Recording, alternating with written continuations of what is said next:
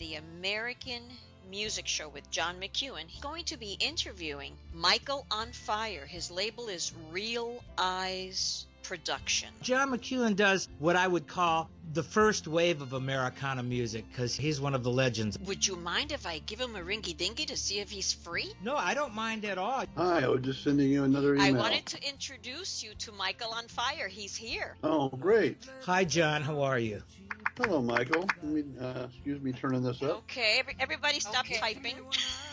I'm done. Okay, great. I just thought it would be wonderful for you guys to say hello to each other. I'm just honored to be speaking in the same breath as you, so...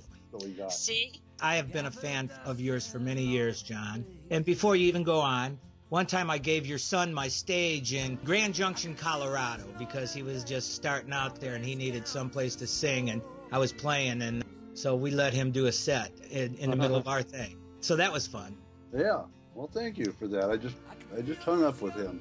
So when did you start playing? Let's say seriously, or did you have another job prior to this? I've never had another day job. I've been playing professionally since I got out of high school. As soon as I graduated from high school, I grabbed my guitar and I went to Greenwich Village thinking I was Bob Dylan like everybody back in those days, you know. After a few months, came up running back with my tail between the legs, and I've been doing it ever since, though. Was there anything that you learned in high school that you carried with you into the music life that you pursued? The one thing I carried into it was the person who probably had the most effect on me was the choir teacher.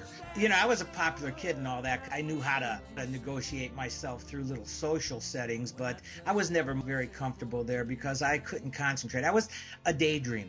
Considering the position you're at now, doing what you love to do, and you have a new album out, where did you record that and with whom? Parts of it were done up in Atascadero, California with Tyson Leonard, but the bulk of the album was recorded in Novi, Michigan, co-produced by Jamie Asenzo, multi-magnificent musician, and a guitar player from London, England called Ced Curtis, who's been with me off and on for 35 years. And then I had a few other musicians come in who I've been playing with. I only play with professional musicians, not guys who just want to be on an album because it's cool. I play with real players. Well, you're a professional. I mean, I work in my own world and with blinders on because I have to get to the next gig and not miss a flight and have family and all that. So we sometimes don't pay attention to each other unless we're on the same show. You and I one time played the same concert series called Tales from the Tavern.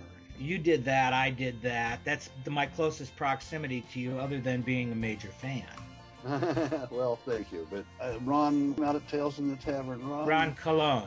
He does a good job out there in San Luis Obispo area. Yeah, truly. Looking for good shows to go through, just Google Tales from the Tavern. And yeah, I was a little nervous that night myself. I saw the film of it. You did a magnificent job. Well, I'm good at not looking as on the outside like I feel on the inside. I get that too.